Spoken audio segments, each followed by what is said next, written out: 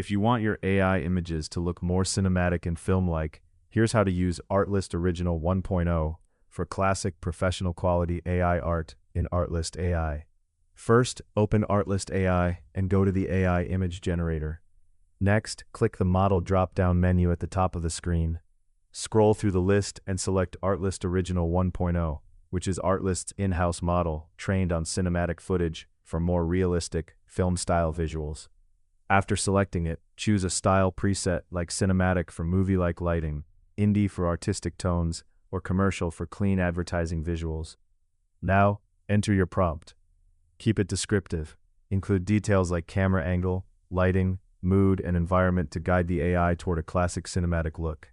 Once everything is ready, click Generate. Wait a few seconds while Artlist creates your image using its film-trained model.